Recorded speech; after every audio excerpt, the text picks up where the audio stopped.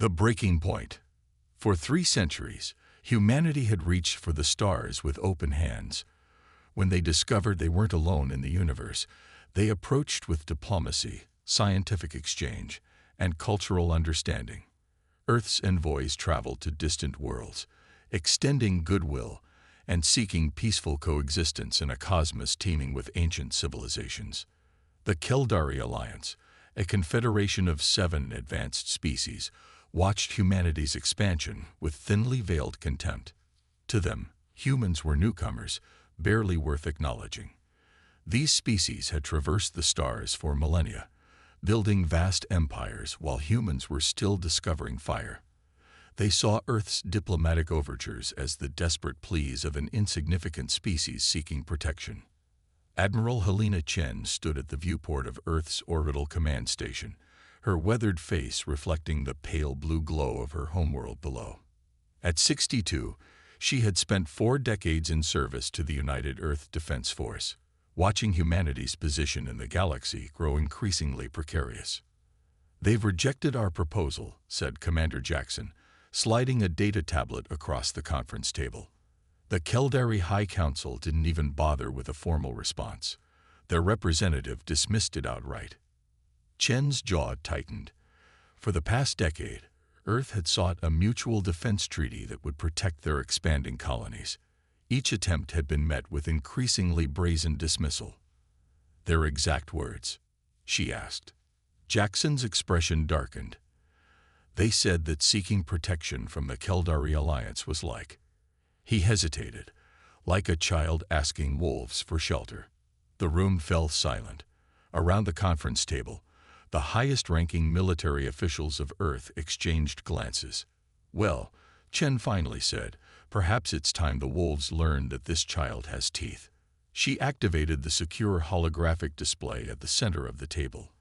The air shimmered, revealing a 3-dimensional projection of a massive vessel unlike anything humanity had publicly demonstrated. "Project Silent Thunder is complete," she announced. "The UEFS Reckoning is operational, along with 6 support vessels." General Okonkwo leaned forward, his eyes widening. "How did you keep this hidden from their surveillance?" Chen's smile was cold. "The same way we've hidden everything important for the past 50 years. We let them believe what they wanted to, that humanity was technologically inferior, militarily weak, and utterly dependent on their goodwill. The truth was far different. While Earth's public space program had developed along expected lines, a shadow program had flourished in secret facilities buried deep within the Moon, Mars, and the asteroid belt.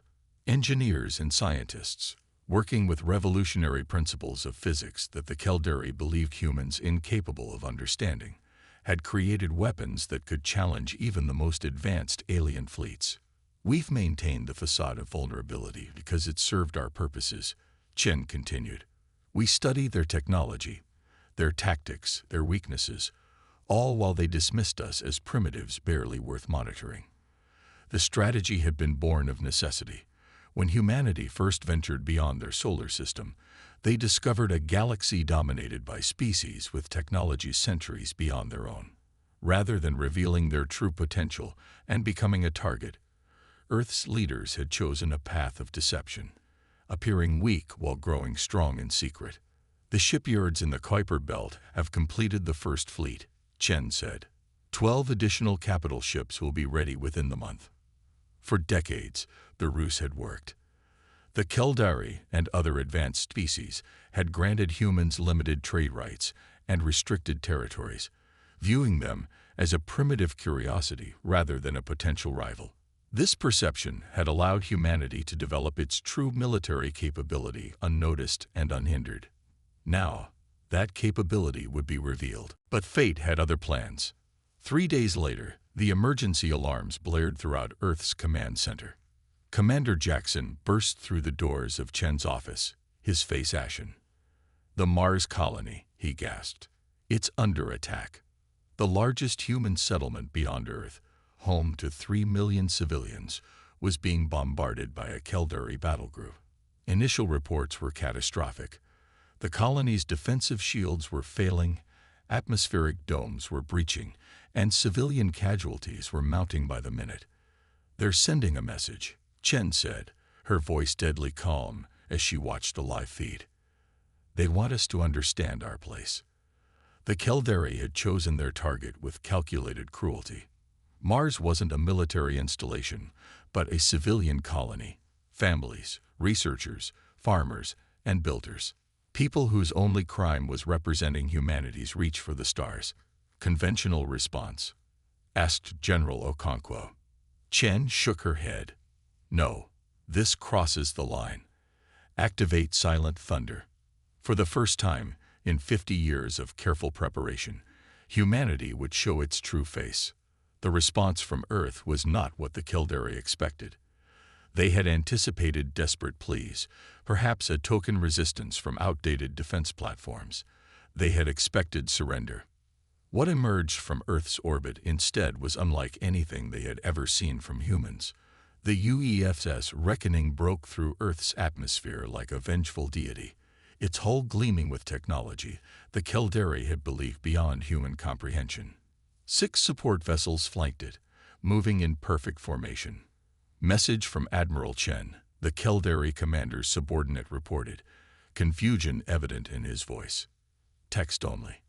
On the main screen of the Caldari flagship, the message appeared, crisp and clear in their own language. "You chose war. Now witness how it's won." The Caldari commander barely had time to process the words before the human vessels opened fire. The Reckoning's main cannon unleashed a concentrated beam of energy that sliced through the Lid Caldari warship like a scalpel through flesh. The vessel, believed to be impervious to any weapon humanity possessed, split apart in silent agony, its crew vaporized instantly. The remaining human ships struck with precision that spoke of years of preparation.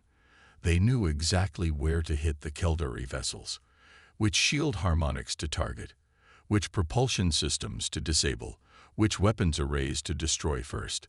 Within 20 minutes, the Caldari battle group that had been bombarding Mars was reduced to drifting wreckage. Of the 12 warships that had attacked the colony, only one remained, deliberately spared. Admiral Chen's face appeared on the view screen of the surviving Caldari vessel. Her expression betrayed no emotion, no hint of the rage that must have fueled such devastating retaliation. "Return to your council," she said. "Tell them what you witnessed here. Tell them that for centuries we extended our hands in peace, and you chose to slap them away. Now you see what those hands can do when clenched into fists." The surviving Caldari ship limped away, its drive systems barely functional. As they retreated, they received one final transmission. Comprehensive data on the human fleet's capabilities, weapons systems, and strategic deployment. It wasn't a security breach, it was a deliberate message. Earth wanted them to know exactly what they were facing. News of the battle spread across the galaxy at the speed of quantum communication. Species that had dismissed humanity as an evolutionary footnote suddenly found themselves reevaluating everything they thought they knew about the inhabitants of the blue planet. On Caldaria Prime, the 7 ruling species gathered in emergency session. The surviving commander presented his report, his voice hollow with shock. "They let us believe they were weak," he concluded. "All this time, they were studying us, learning our vulnerabilities, developing weapons specifically designed to counter our technology." The Caldari High Counselor, a being who had lived for 9 centuries and seen the rise and fall of a dozen civilizations, felt something she had not experienced in centuries. Fear. "How did we not see this?" she asked. The answer was simple: arrogance. They had been so convinced of their superiority that they had failed to recognize the danger growing in their shadow. Back on Earth, Admiral Chen watched the deployment of the rest of humanity's hidden fleet. For 50 years, they had hoped this day would never come. They had tried diplomacy, trade, cultural exchange, every peaceful avenue available. But the Caldari had made their choice, and now they would face a humanity they never knew existed. Turning the tide. The response from the Caldari Alliance was swift and predictable. Outraged by what they viewed as humanity's deception and unwilling to accept their military defeat, They declared total war on Earth and its colonies. The 7 species of the Alliance mobilized their forces, preparing to crush what they now recognized as a legitimate threat. Admiral Chen had anticipated this reaction. In fact, she had counted on it. They're gathering their fleets at these 7 staging points. She told Earth's Defense Council, indicating positions on the galactic map. They'll launch a coordinated attack, expecting to overwhelm us with superior numbers. President Kaido Nakamura, the civilian leader of the United Earth government, studied the projected enemy movements. And our response. Chen's plan was already in motion. While the Caldari concentrated their forces for a massive assault, humanity would strike first at targets they wouldn't expect and couldn't afford to lose. We've identified 23 key installations throughout Caldari space, Chen explained. Quantum communications relays, gravitational stabilizers for their wormhole network, automated production facilities. They believe these facilities are unknown to us and therefore unprotected. The UESS Reckoning and its sister ships departed Earth under the command of Admiral Chen herself. They moved with purpose, striking these critical targets with surgical precision. Each installation severed a critical nerve in the Caldari war machine. On the bridge of the Reckoning, Chen received reports of successful operations with grim satisfaction. The ship represented the pinnacle of human innovation, a vessel designed not just to match alien technology but to surpass it. Quantum relay station in the Proxima system neutralized, reported Commander Jackson. Their entire communication network in that sector is offline. Unlike the Caldari warships, which relied on overwhelming firepower, the Reckoning emphasized efficiency and adaptability. Its hull contained millions of nanomachines that could reconfigure in real time, adjusting to enemy attacks. Its weapon systems drew power directly from quantum fluctuations, giving it virtually unlimited energy. Most importantly, its neural interface allowed the crew to control the ship's systems with thought alone, reducing reaction time to milliseconds. This was humanity's true legacy, not the primitive spacecraft they had shown to the galaxy, but vessels born from the fusion of human creativity and reverse-engineered alien technology. News of Earth's preemptive strikes spread panic throughout the Alliance. Species that had never questioned their technological superiority suddenly found themselves vulnerable. The Caldari, who had navigated the stars for millennia, were being outmaneuvered by a species they had dismissed as barely spacefaring. On Caldaria Prime, the High Council convened an emergency session once again. The defensive strikes had caught them completely off guard. How did they know about these installations? Demanded Councillor Vexeri, his crystalline form pulsating with anger. Some of these facilities weren't even in our official records. The uncomfortable truth was becoming clear. Humanity had infiltrated their networks, studied their defenses, and mapped their vulnerabilities long before revealing their true capabilities. They'd been preparing for this war for decades, admitted the military advisor. While we watched their public space program and dismissed them as primitives, they were building something else entirely. The Caldari had always believed that technological advancement followed predictable patterns. No species could skip developmental stages or advance beyond their evolutionary constraints. Yet humans had done exactly that, developing technologies that shouldn't have been possible for centuries. We need to reassess everything we thought we knew about them, suggested Councillor Tularai, the eldest of the 7. Their adaptability may be more dangerous than any weapon they possess. But it was too late for such reassessments. The human fleet was already moving toward the main Caldari staging area, where the Alliance had gathered its largest battle group, 300 warships preparing for the assault on Earth. Admiral Chen stood on the bridge of the Reckoning, watching the tactical display as they approached. Behind her, 24 human vessels moved in formation, the entirety of Earth's hidden fleet now revealed. They outnumber us 12-1, observed Commander Jackson. Chen nodded. Yes, but numbers aren't everything. She opened a channel to all human ships. This is Admiral Chen. Today we face the combined might of an alliance that has dominated this sector of the galaxy for millennia. They believed their technological advantage made them invincible. They believed their numbers made them unstoppable. She paused, looking at the faces of her crew, men and women who had trained for years in secret, preparing for this moment. Today, we show them why humanity survived on Earth, a world that tried to kill us at every turn.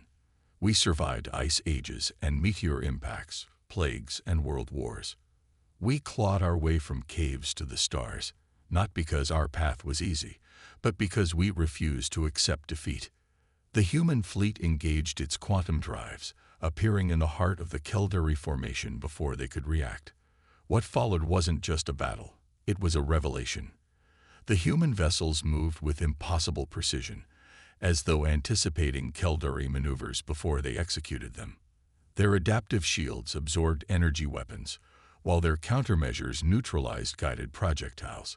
Most devastating of all were their primary weapons, gravitational lances that bypassed shields entirely, imploding enemy vessels from within. On the Caldari flagship, panic spread as reports flooded in. Ship after ship was lost, their most advanced weapons proving ineffective against human defenses. "This is impossible," the Caldari fleet commander whispered, watching his forces being systematically dismantled. They can't have developed this technology on their own. But they had. While the rest of the galaxy focused on refining existing technologies, humanity had pursued alternative paths. Where the Caldari saw limits, humans saw challenges. Where alien engineers followed established principles, human scientists asked, "What if?" The battle lasted 3 hours. When it ended, the once mighty Caldari fleet was in ruins. More than 200 of their vessels had been destroyed or disabled. The remaining ships retreated in disarray, their commanders struggling to comprehend what had happened. Admiral Chen ordered her fleet to hold position rather than pursue. This wasn't about annihilation. It was about sending a message. She opened a channel to the retreating Caldari flagship. "This conflict can end today," she said. "Return to your council with our terms. Recognition of all human territories, non-interference in our affairs, and reparations for the Mars colony attack." The Caldari commander stared at her image on his view screen, his pride warring with reality. "And if we refuse?" Chen's expression remained impassive. "Then we continue what you started. We've identified every strategic asset in Caldari space. We can strike anywhere, at any time. You began this war believing we were weak. That mistake has cost you dearly. Don't make another." In the weeks that followed, the galaxy watched in stunned silence as the Caldari Alliance, the dominant power for more than 2,000 years, signed a peace treaty with Earth on humanity's terms. Species that had dismissed humans reassessed their positions. Trade delegations arrived from civilizations that had previously shown no interest in Earth. Military observers sought permission to study human defense systems. Diplomatic channels that had been closed suddenly reopened. Humanity's position in the galactic community had been transformed overnight. No longer seen as primitives lucky to have achieved spaceflight, they were now recognized as a force to be respected, perhaps even feared. On Earth, Admiral Chen stood again at the viewport of the orbital command station, gazing down at the blue planet that had shaped her species. "Was it worth it?" asked President Nakamura, joining her. "Revealing what we've built?" Chen considered the question. For half a century, humanity had hidden its true capabilities, developing in secret while presenting a facade of technological inferiority to the galaxy. That advantage of surprise was now gone. "They left us no choice," she finally replied. "And perhaps it's better this way. We tried to join their community as equals through diplomacy, and they rejected us. Now they'll accept us as equals through strength." Beyond the viewport, Earth continued its eternal dance around the sun, seemingly unchanged. But its place in the cosmos had been forever altered. Humanity had announced its presence not with a whisper, but with thunder. And the galaxy would never underestimate them again.